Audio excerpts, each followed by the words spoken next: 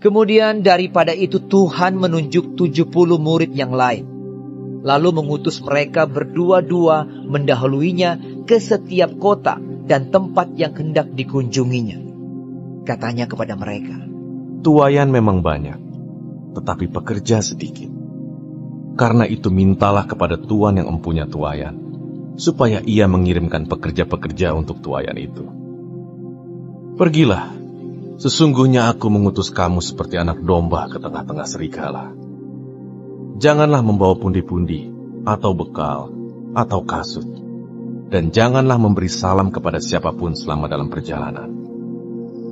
Kalau kamu memasuki suatu rumah, katakanlah lebih dahulu, damai sejahtera bagi rumah ini. Dan jikalau di situ ada orang yang layak menerima damai sejahtera, maka salammu itu akan tinggal atasnya. Tetapi jika tidak, salammu itu kembali kepadamu. Tinggallah dalam rumah itu, makan dan minumlah apa yang diberikan orang kepadamu, sebab seorang pekerja patut mendapat upahnya. Janganlah berpindah-pindah rumah. Dan jikalau kamu masuk ke dalam sebuah kota, dan kamu diterima di situ, makanlah apa yang dihidangkan kepadamu, dan sembuhkanlah orang-orang sakit yang ada di situ, dan katakanlah kepada mereka, kerajaan Allah sudah dekat padamu. Tetapi jikalau kamu masuk ke dalam sebuah kota, dan kamu tidak diterima di situ, pergilah ke jalan-jalan raya kota itu dan serukanlah, juga debu kotamu yang melekat pada kaki kami kebaskan di depanmu. Tetapi ketahuilah ini, kerajaan Allah sudah dekat. Aku berkata kepadamu, pada hari itu, Sodom akan lebih ringan tanggungannya daripada kota itu. Celakalah engkau, Korazim, celakalah engkau, Betsaida, karena jika di Tirus dan di Sidon terjadi mujizat-mujizat yang telah terjadi di tengah-tengah kamu, sudah lama mereka bertobat dan berkabung. Akan tetapi pada waktu penghakiman, tanggungan Tirus dan Sidon akan lebih ringan daripada tanggunganmu. Dan engkau, Kapernaum, apakah engkau akan dinaikkan sampai ke langit? Tidak, engkau akan diturunkan sampai ke dunia orang mati.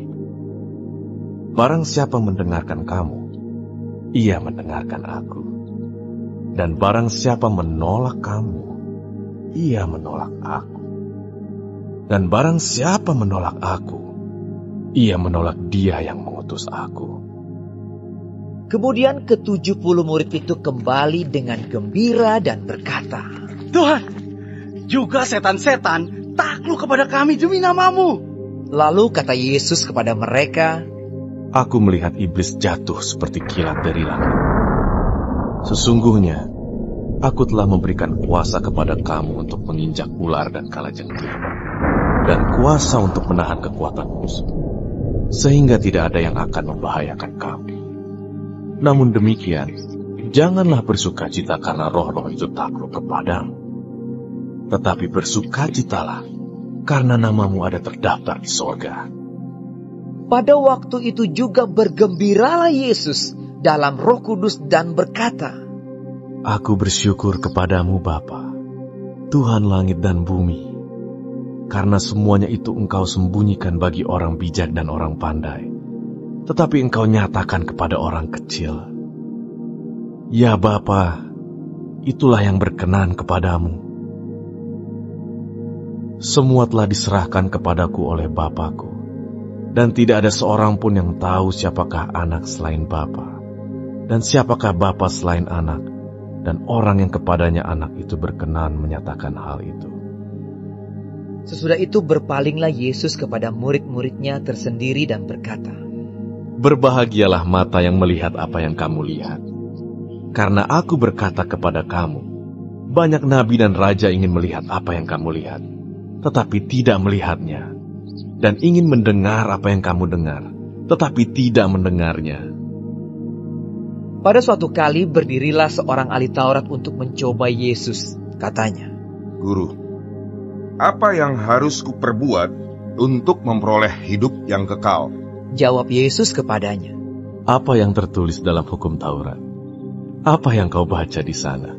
Jawab orang itu, Kasihilah Tuhan Allahmu dengan segenap hatimu, dan dengan segenap jiwamu, dan dengan segenap kekuatanmu, dan dengan segenap akal budimu, dan kasihilah sesamamu manusia seperti dirimu sendiri.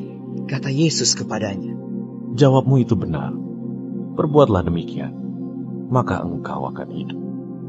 Tetapi untuk membenarkan dirinya, orang itu berkata kepada Yesus, Dan siapakah sesamaku manusia?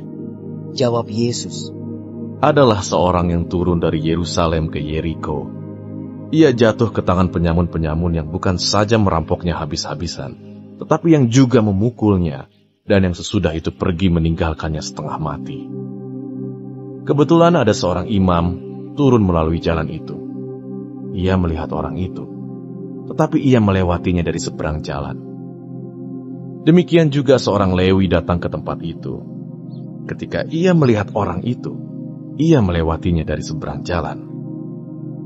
Lalu datang seorang Samaria yang sedang dalam perjalanan ke tempat itu. Dan ketika ia melihat orang itu, tergeraklah hatinya oleh belas kasihan. Ia pergi kepadanya lalu membalut luka-lukanya, sesudah ia menyiraminya dengan minyak dan anggur. Kemudian ia menaikkan orang itu ke atas keledai tunggangannya sendiri, lalu membawanya ke tempat penginapan dan merawatnya. Keesokan harinya, ia menyerahkan 2 dinar kepada pemilik penginapan itu. Katanya, Rawatlah dia, dan jika kau belanjakan lebih dari ini, aku akan menggantinya waktu aku kembali. Siapakah di antara ketiga orang ini, menurut pendapatmu, adalah sesama manusia dari orang yang jatuh ke tangan penyamun itu? Jawab orang itu, Orang yang telah menunjukkan belas kasihan kepadanya.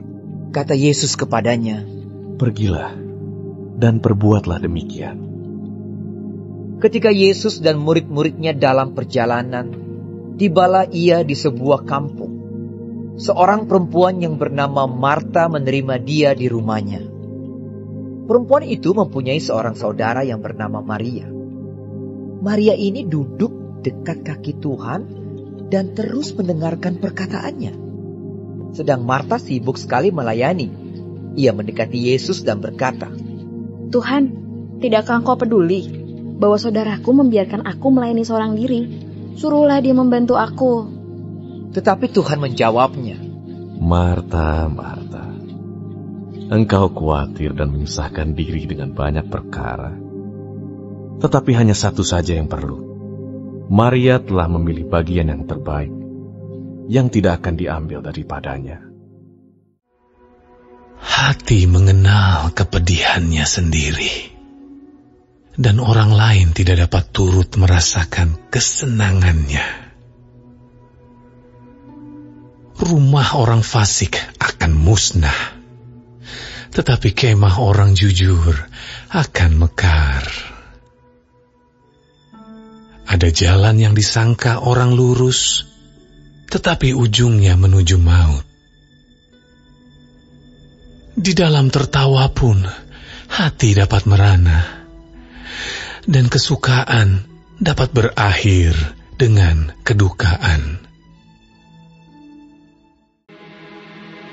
Dari Daud. Terpujilah Tuhan gunung batuku, yang mengajar tanganku untuk bertempur dan jari-jariku untuk berperang,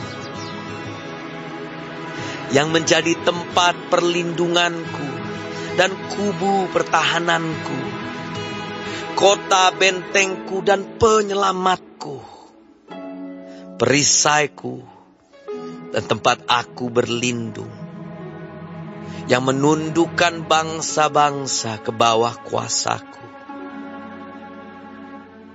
Ya Tuhan, apakah manusia itu sehingga Engkau memperhatikannya, dan anak manusia sehingga Engkau memperhitungkannya? Manusia sama seperti angin, hari-harinya seperti bayang-bayang yang lewat. Ya Tuhan, tekukanlah langit-Mu dan turunlah, sentuhlah gunung-gunung sehingga berasap. Lontarkanlah kilat-kilat dan serahkanlah mereka. Lepaskanlah panah-panahmu sehingga mereka kacau. Ulurkanlah tanganmu dari tempat tinggi. Bebaskanlah aku dan lepaskanlah aku dari banjir, dari tangan orang-orang asing yang mulutnya mengucapkan tipu dan yang tangan kanannya adalah tangan kanan dusta. Ya Allah, aku hendak menyanyikan nyanyian baru bagimu.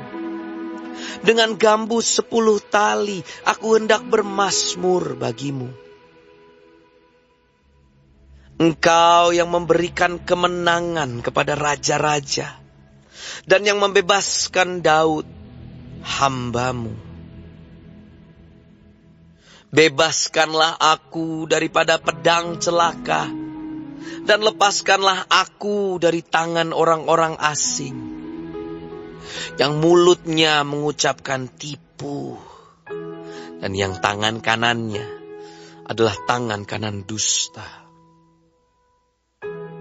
Semoga anak-anak lelaki kita seperti tanam-tanaman yang tumbuh menjadi besar pada waktu mudanya, dan anak-anak perempuan kita seperti tiang-tiang penjuru yang dipahat untuk bangunan istana. Semoga gudang-gudang kita penuh, mengeluarkan beraneka ragam barang. Semoga kambing domba kita menjadi beribu-ribu, berlaksa-laksa di padang-padang kita. Semoga lembu sapi kita sarat. Semoga tidak ada kegagalan dan tidak ada keguguran dan tidak ada jeritan di lapangan-lapangan kita. Berbahagialah bangsa yang demikian keadaannya. Berbahagialah bangsa yang Allahnya ialah Tuhan. Berfirmanlah Tuhan kepada Yosua demikian. Katakanlah kepada orang Israel begini, tentukanlah bagimu kota-kota perlindungan yang telah kusebutkan kepadamu dengan perantaraan Musa, supaya siapa yang membunuh seseorang dengan tidak sengaja, dengan tidak ada niat lebih dahulu, dapat melarikan diri ke sana, sehingga kota-kota itu menjadi tempat perlindungan bagimu terhadap penuntut tebusan darah. Apabila ia melarikan diri ke salah satu kota tadi, maka haruslah ia tinggal berdiri di depan pintu gerbang kota dan memberitahukan perkaranya kepada para tua-tua kota. Mereka harus menerima dia dalam kota itu dan memberikan tempat kepadanya, dan ia akan diam pada mereka.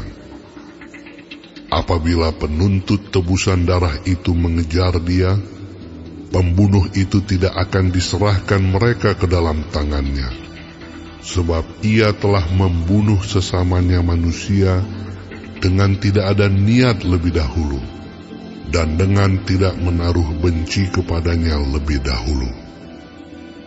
Ia harus tetap diam di kota itu, sampai ia dihadapkan kepada rapat jemaah untuk diadili, sampai imam besar yang ada pada waktu itu mati. Maka barulah pembunuh itu boleh pulang ke kotanya dan ke rumahnya, ke kota dari mana ia melarikan diri. Lalu orang Israel mengkhususkan sebagai kota perlindungan Kedes di Galilea, di pegunungan Naftali dan Sikem, di pegunungan Efraim dan Kiryat Arba. Itulah Hebron di pegunungan Yehuda. Dan di seberang sungai Yordan, di sebelah timur Yeriko, mereka menentukan Bezer di padang gurun di dataran tinggi dari suku Ruben. dan Ramot di Gilead dari suku Gad, dan Golan di Basan dari suku Manasye. Itulah kota-kota yang ditetapkan bagi semua orang Israel dan bagi pendatang-pendatang yang ada di tengah-tengah mereka, supaya setiap orang yang membunuh seseorang dengan tidak sengaja dapat melarikan diri ke sana, dan jangan mati dibunuh oleh tangan penuntut tebusan darah sebelum ia dihadapkan kepada rapat jemaah.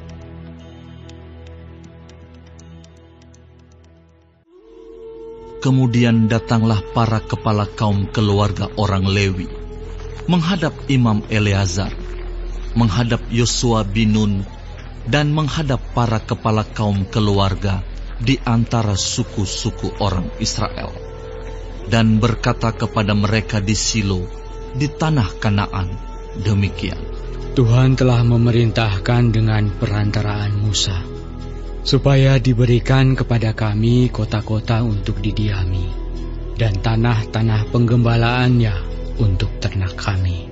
Lalu orang Israel memberikan dari milik pusaka mereka kota-kota yang berikut dengan tanah-tanah penggembalaannya kepada orang Lewi, seperti yang dititahkan Tuhan. Lalu keluarlah undian bagi kaum-kaum orang Kehat. Maka di antara orang Lewi, anak-anak Imam Harun, mendapat dengan undian 13 kota dari suku Yehuda, dari suku Simeon, dan dari suku Benyamin. Kaum-kaum yang lain di antara keturunan Kehat mendapat dengan undian 10 kota dari kaum-kaum suku Efraim, dari suku Dan, dan dari suku Manasye yang setengah itu. Keturunan Gerson mendapat dengan undian 13 kota dari kaum-kaum suku Isakar, dari suku Asyer, dari suku Naftali, dan dari setengah suku Manasye yang di Basan itu. Keturunan Merari mendapat dengan undian 12 kota menurut kaum-kaum mereka dari suku Ruben, dari suku Gad, dan dari suku Zebulon. Demikianlah diberikan orang Israel kota-kota tadi dengan tanah-tanah penggembalaannya kepada orang Lewi dengan undian seperti yang diperintahkan Tuhan dengan perantaraan Musa. Dari suku Bani Yehuda dan dari suku Bani Simeon diberikan mereka kota-kota yang berikut, yang disebutkan namanya di sini. Kepada anak-anak Harun yang dari kaum-kaum orang Kehat, yang termasuk Bani Lewi, karena bagi merekalah undian yang pertama, kepada mereka diberikan Kiryat Arba, itulah Hebron. Arba inilah bapa suku Enak di pegunungan Yehuda, dan tanah-tanah penggembalaan di sekelilingnya. Tetapi tanah ladang kota tadi dengan desa-desanya telah diberikan mereka kepada Kaleb bin Yefune menjadi miliknya. Kepada anak-anak Imam Harun diberikan mereka Hebron, kota perlindungan untuk pembunuh, dan tanah-tanah penggembalaan kota itu, Libna dengan tanah-tanah penggembalaannya, Yatir dengan tanah-tanah penggembalaannya, Estemoa dengan tanah-tanah penggembalaannya, Holon dengan tanah-tanah penggembalaannya, Debir dengan tanah-tanah penggembalaannya, Ain dengan tanah-tanah penggembalaannya, Yuta dengan tanah-tanah penggembalaannya, dan Bet-Semes dengan tanah-tanah penggembalaannya. 9 kota dari kedua suku itu.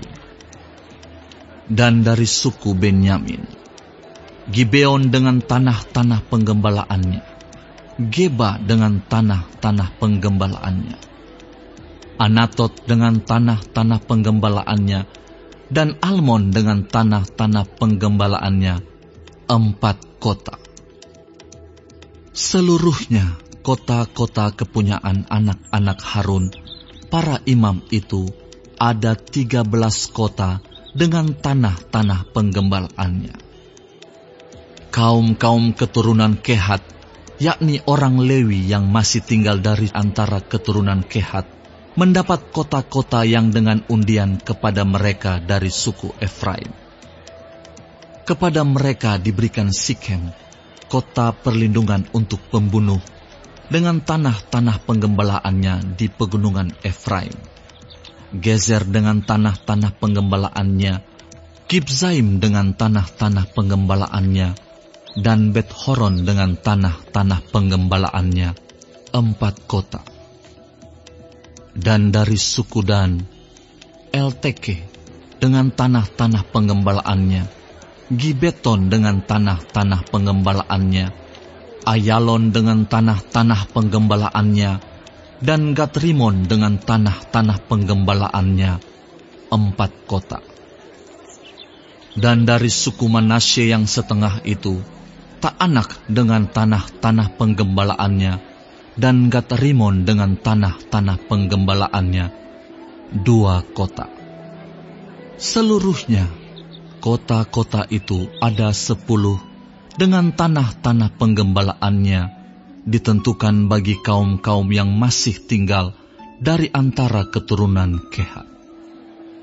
Bani Gerson dari kaum-kaum orang Lewi mendapat dari suku Manasye yang setengah lagi. Golan, kota perlindungan untuk pembunuh di Basan dengan tanah-tanah penggembalaannya, dan Beestera dengan tanah-tanah penggembalaannya, 2 kota. Dan dari suku Isakar, Kision dengan tanah-tanah penggembalaannya, Dobrat dengan tanah-tanah pengembalaannya, Yarmut dengan tanah-tanah penggembalaannya, dan Enganim dengan tanah-tanah penggembalaannya, 4 kota.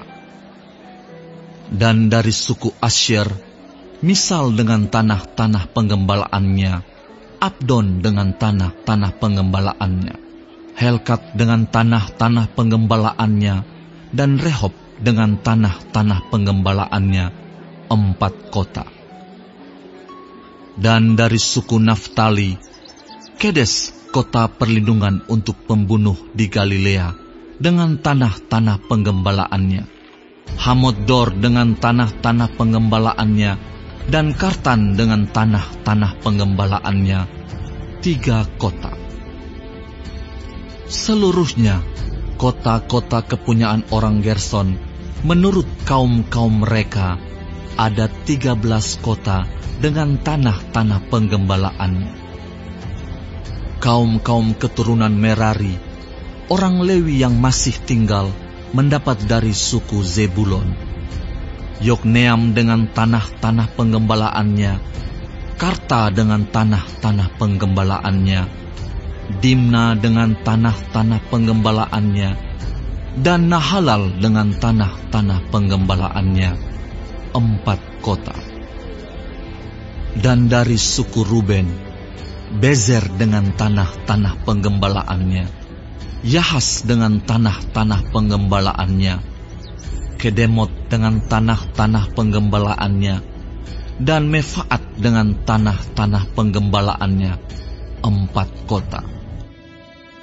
Dan dari suku Gad, Ramot, kota perlindungan untuk pembunuh di Gilead dengan tanah-tanah pengembalaannya, Mahanaim dengan tanah-tanah penggembalaannya, Hesibon dengan tanah-tanah penggembalaannya, dan Yaezer dengan tanah-tanah penggembalaannya. Seluruhnya, kota-kota itu ada 4. Seluruhnya kota-kota itu ditentukan bagi keturunan Merari, menurut kaum-kaum mereka, yakni yang masih tinggal dari kaum-kaum orang Lewi. Bagian undian mereka ada 12 kota. Seluruhnya kota-kota orang Lewi, di tengah-tengah milik orang Israel, ada 48 kota dengan tanah-tanah penggembalaannya. Kota-kota itu masing-masing ada tanah-tanah penggembalaannya di sekelilingnya. Demikianlah kota-kota tadi seluruhnya. Jadi seluruh negeri itu diberikan Tuhan kepada orang Israel, yakni negeri yang dijanjikannya dengan bersumpah untuk diberikan kepada nenek moyang mereka. Mereka menduduki negeri itu dan menetap di sana. Dan Tuhan mengaruniakan kepada mereka keamanan ke segala penjuru, tepat seperti yang dijanjikannya dengan bersumpah kepada nenek moyang mereka. Tidak ada seorang pun dari semua musuhnya yang tahan berdiri menghadapi mereka. Semua musuhnya diserahkan Tuhan kepada mereka. Dari segala yang baik yang dijanjikan Tuhan kepada kaum Israel, tidak ada yang tidak dipenuhi. Semuanya terpenuhi.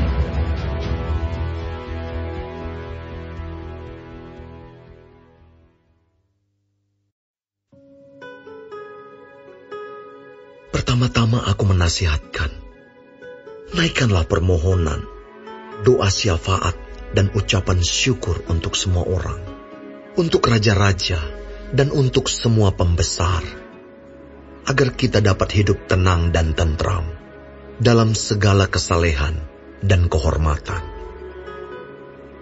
Itulah yang baik dan yang berkenan kepada Allah, Juru Selamat kita, yang menghendaki supaya semua orang diselamatkan dan memperoleh pengetahuan akan kebenaran. Karena Allah itu Esa, dan Esa pula Dia yang menjadi pengantara antara Allah dan manusia, yaitu manusia Kristus Yesus, yang telah menyerahkan dirinya sebagai tebusan bagi semua manusia. Itu kesaksian pada waktu yang ditentukan. Untuk kesaksian itulah aku telah ditetapkan sebagai pemberita dan rasul, yang kukatakan ini benar. Aku tidak berdusta, dan sebagai pengajar orang-orang bukan Yahudi dalam iman dan kebenaran. Oleh karena itu aku ingin supaya di mana-mana orang laki-laki berdoa dengan menadahkan tangan yang suci, tanpa marah dan tanpa perselisihan. Demikian juga hendaknya perempuan, hendaklah ia berdandan dengan pantas, dengan sopan dan sederhana. Rambutnya jangan berkepang-kepang, jangan memakai emas atau mutiara, ataupun pakaian yang mahal-mahal. Tetapi hendaklah ia berdandan dengan perbuatan baik, seperti yang layak bagi perempuan yang beribadah. Seharusnya lah perempuan berdiam diri dan menerima ajaran dengan patuh. Aku tidak mengizinkan perempuan mengajar, dan juga tidak mengizinkannya memerintah laki-laki. Hendaklah ia berdiam diri. Karena Adam yang pertama dijadikan, kemudian barulah Hawa. Lagi pula bukan Adam yang tergoda, melainkan perempuan itulah yang tergoda dan jatuh ke dalam dosa. Tetapi perempuan akan diselamatkan karena melahirkan anak, asal ia bertekun dalam iman dan kasih dan pengudusan dengan segala kesederhanaan.